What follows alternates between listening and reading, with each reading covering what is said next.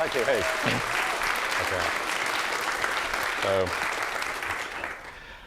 So we should ask at least one deep philosophical question per week, and it's already Friday. Let me take care of that. What is life? Not in an existential sense, like more scientific. What is it that makes you say, this thing is alive, and this thing is not? This is just to trigger you a little bit. It's something, it's a question I will avoid more elegantly later on. I will just leave it dangling for now. I will talk about a specific weird kind of life, which is a life, artificial life. Look at this thing. It's like a stick figure, okay? A little creature, looks like maybe an insect or some weird kind of bacterium. This is generated randomly. Actually, the creature itself is not directly generated. What I did was generate a genome, a genotype, randomly, numbers. And then there is an algorithm that goes from the genotype to this phenotype, the body of the creature. Let me talk about this algorithm, like embryology, right? Going from genotype to phenotype. What I do is just come up with numbers, bytes, a few of them. And then I clustered numbers into bunches of 14 bytes that are called, call them chromosomes or whatever, meets your fancy. And at this point, I have, in this case, just 4 chromosomes. Actually, usually I generate more, but I want to keep the creatures simple for this example. Now, each chromosome kind of maps over a segment of the creature. And the genes in the chromosome define how that segment looks. So, for example, there is a gene here that says how long the segment is going to be. So the first one is going to be pretty short. The third one is going to be relatively longer. So there. And there is another one that says how thick the segment is going to be. And there it is, thickness. And then there is a triplet of 3 genes that are defining the colors of the segments, there, and so on and so forth. You got the idea. I will not explain every single gene, but there is one that is particularly important. The first gene is essentially encoding, say, instructions of a very simple programming language. Okay, this is about the angle of the segment. And then this simple programming language for assembling the body, okay? So the algorithm goes through it, and it assembles the body according to this super simple language. So now we have a body. We can add the eyes for, cosmetic touches and the mouth, and there, you have a creature, okay? So this is the example. I actually can come up with something better probably by generating a few randomly. It takes some time. It's in Java. So here, some of them are super small and simple. This one, it probably has a stop instruction first in the first segment in the head. But other ones can be more complex. This one has a lot of mirroring. And then you can go on and on and on. You could generate bodies for your entire life, actually, or the life of a few universes. If you do the math, yeah, there are a lot of numbers there. So you can have a lot of bodies, okay? So there is one more thing that I want to tell you about bodies. There is this interesting quality of bodies that if you have 2 genotypes that are similar, you will probably generate similar bodies. You can probably say that the first 2 creatures are kind of similar. The third one is quite different. It has a very different genotype. So similar genotypes, similar phenotypes. Different genotypes, different phenotypes. Okay, now we have a creature. Let's make it move. How can a creature such as this one move? Well, one way to make it move is to have a little generator in the head that is essentially generating a sine wave. And the sine wave has a frequency. And the frequency is determined by the genes in the creature. Actually, it doesn't need to be so symmetrical. It can be 2 separate frequencies for the positive side and the negative side, different genes, so that it can go slow in one direction and then fast in the other direction. It's fine. Then the body of this creature it's a tree, right? And just like the segments are connected in a tree, in each segment, I coded a small nerve that is connected in a tree with all the nerves in the body. So there is this nervous system in the creature. And each nerve is taking the input from its parent and propagating it to its children. But crucially, it's not doing that instantaneously. There is a delay determined by the genes. So imagine what happens. The head is generating values along this curve, right? And the curve is, the values are spreading down the body of the creature with some delay. So it's as if this wave is kind of moving through the body of the creature. And when the wave hits a segment of the body of the creature, the segment reacts by changing its angle around its rest angle with some amplitude that is genetically determined. Okay? So let's see what happens.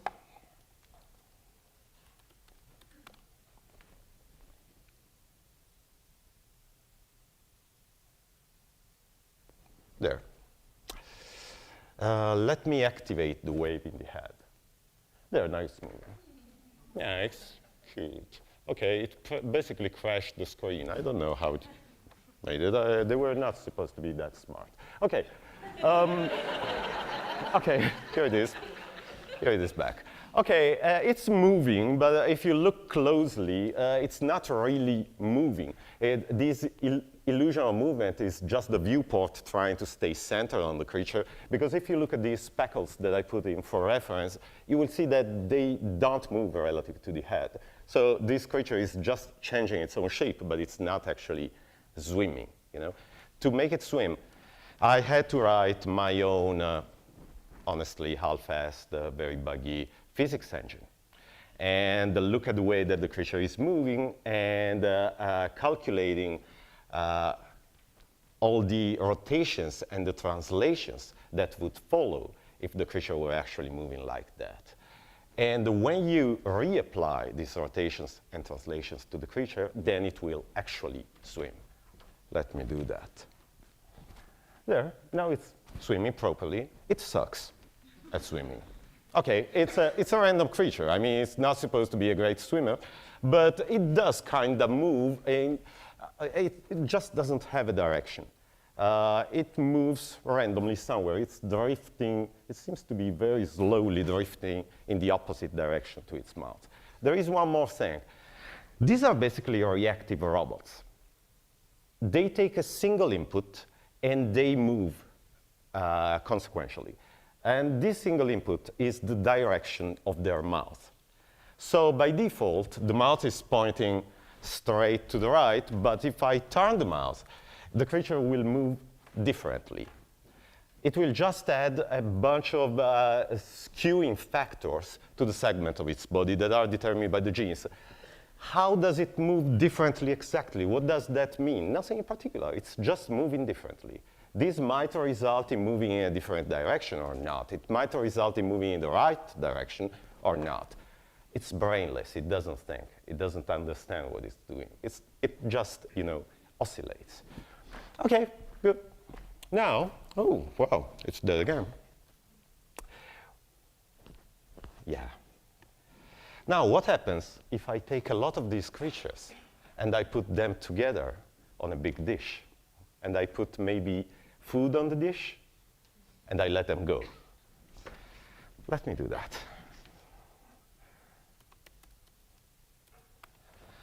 So what I'm going to do is I'm creating a dish and generating a bunch of random DNA strains. And I'm putting these DNA strains into these little eggs here. You see? Egg. Okay? The eggs will hatch in a short while. Here you can also see food around. It's these small red speckles here. Okay? Let me make this larger so we can see clearly what is happening. And in a short while, I expect that we will start seeing tiny little creatures. So cute. Okay, this one doesn't have much of a body at all. It's just 2 eyes and a mouth. I'm sorry. It's probably not going anywhere. But other creatures, like this one, for example, look at this. Yay. Not the most elegant ever. And it's going in a completely wrong direction. What it's doing, it's just looking at the food around itself and trying to find food close by, get in that direction, then it moves consequentially. Again, does that mean it moves towards the food? No. It just moves. And then it's changing direction with the changing direction of the food and so on and so on. Now, these creatures also have some kind of energy of sorts. So if they consume all their energy by being just too big, for example, by having too much body segments, by moving too fast without, like this thing, without making good use of them, in that case, they will probably eventually die. Every now and then you see one getting more transparent and dying. But on the other hand, the ones that are just a tiny little bit better will eventually reach food. And when they do, they can choose to reproduce by creating an egg and putting some energy into it. How much energy? Genetically determined. And they're putting inside the egg, together with the energy, a copy of their own DNA. Here's the twist. The copy is not perfect. There might be slight mistakes in copying the DNA over, okay?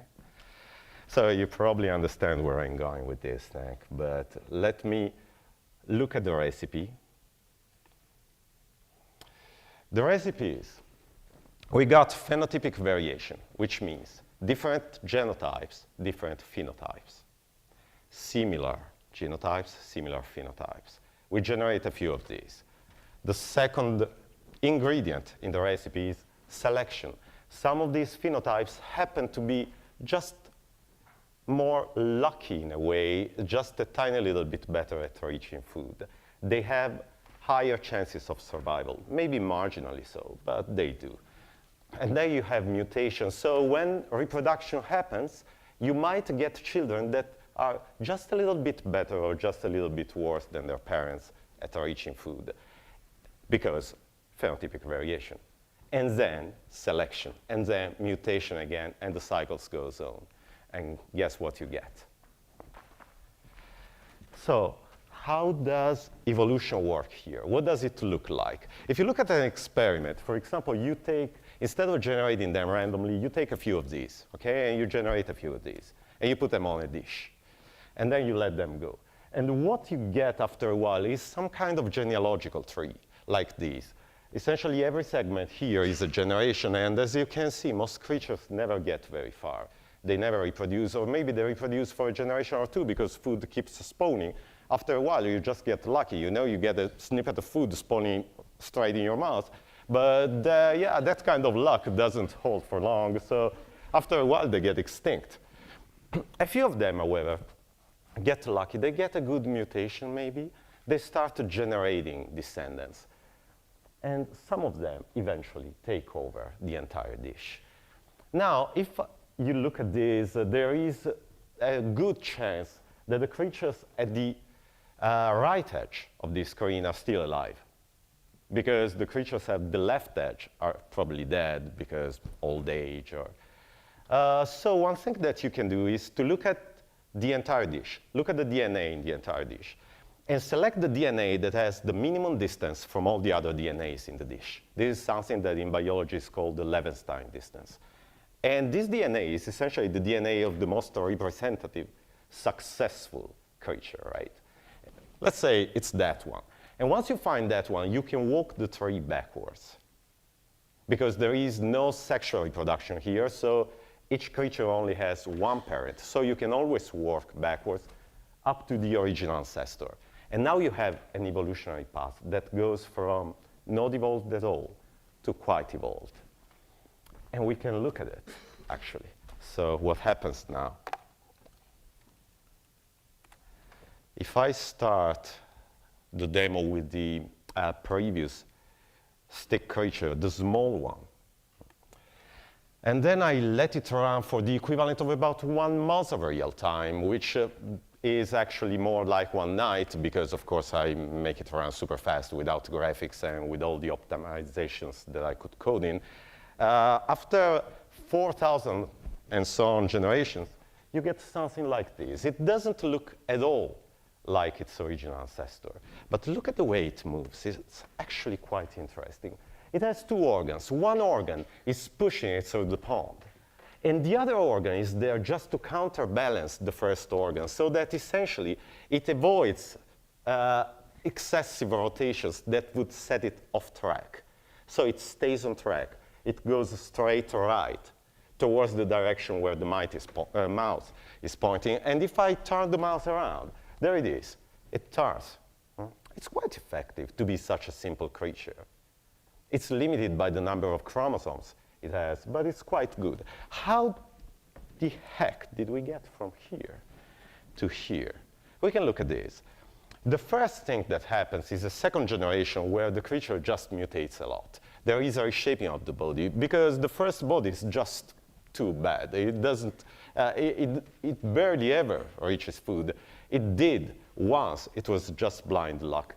This one is not much better, to be honest. It rotates around a lot. It's very unstable, but the important part is that it's moving a little bit more, which makes it slightly more likely that it will just stumble upon a piece of food.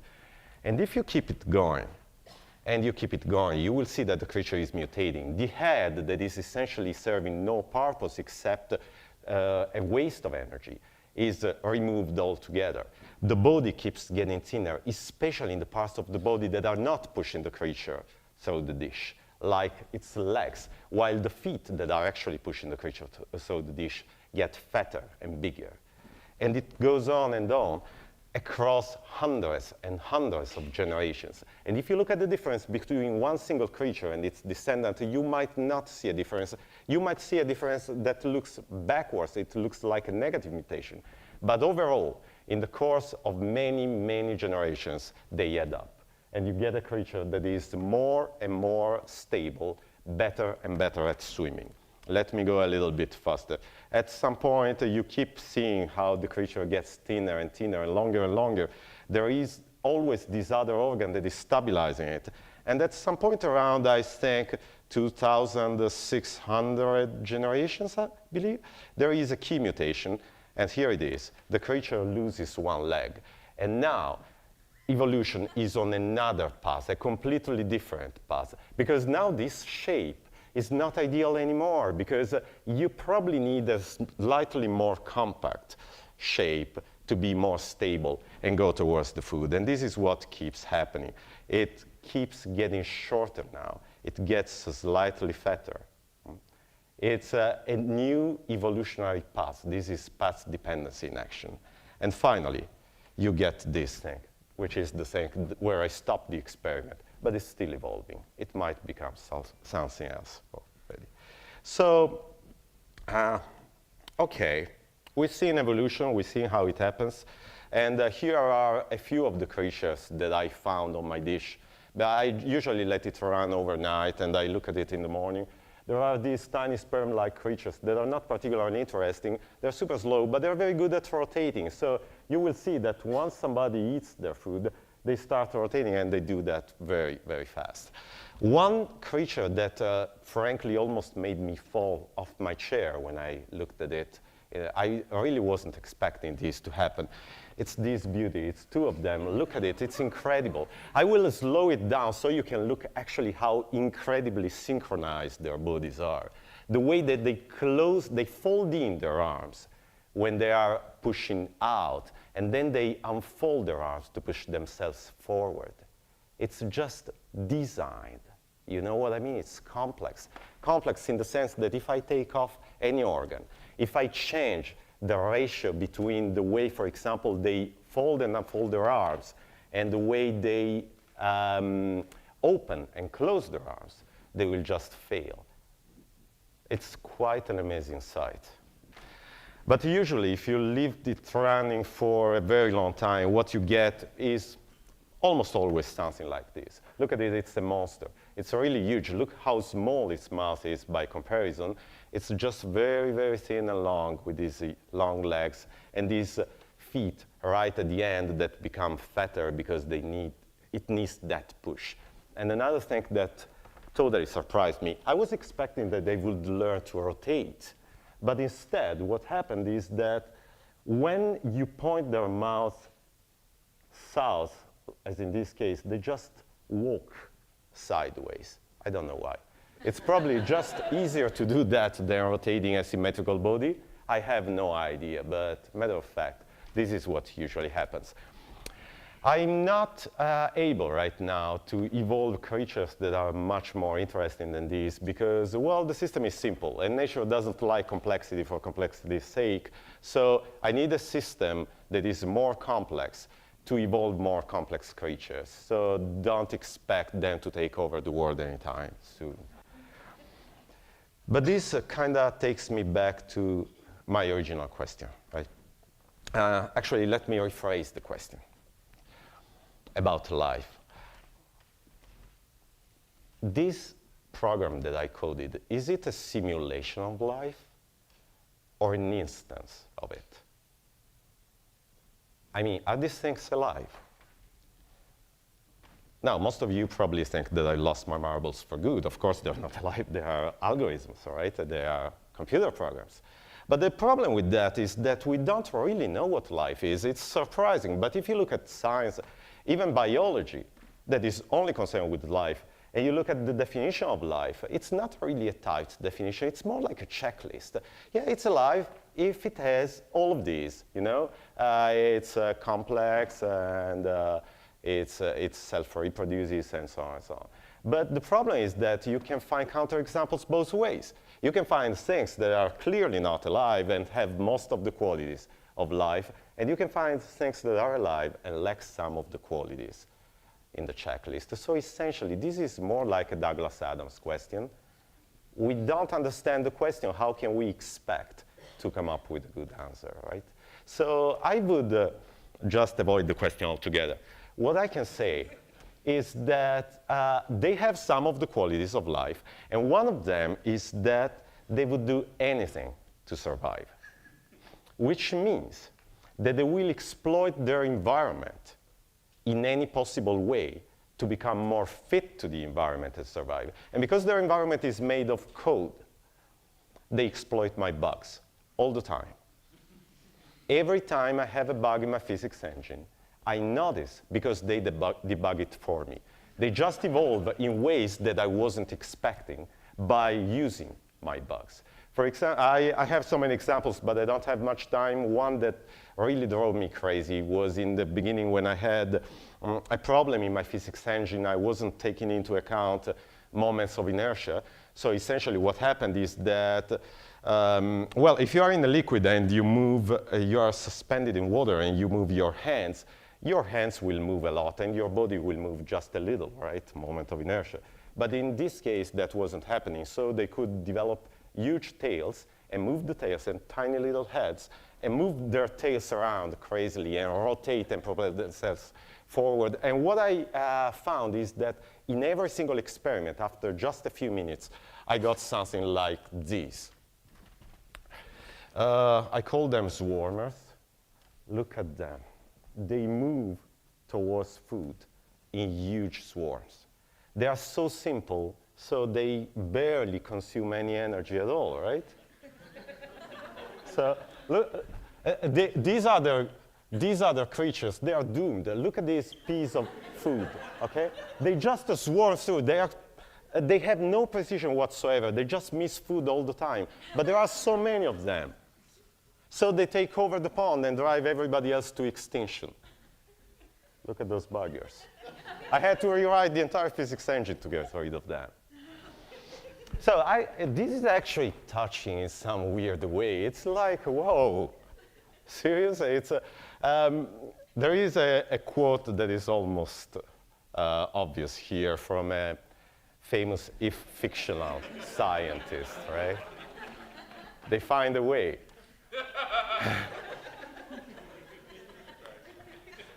So this is the same process, after all, that creates mold and penguins and trees and people. Then some of the byproducts of this process actually look back at something like this. They find it extremely useful and for understanding. And quite beautiful, actually. I find this so beautiful. This is the most beautiful thing I ever did with coding. I've been coding for 30 years because I didn't really build it. It kind of builds itself. It's quite amazing. I guess this is the story of how I got emotionally attached to stick figures. Okay, thank you.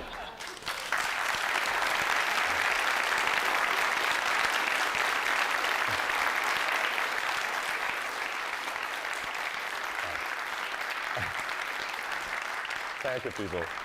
This is the project. I'm looking for new names. There is a file in the root with name ideas. If you have a name that is not kind of unique and obvious, just pull request, you know. And if you are interested, read the credits, because so much of this I lifted from other people's work. So it's only fair that I give back like that. Buy this book. This is completely unrelated. I hear it. It's good. Thanks.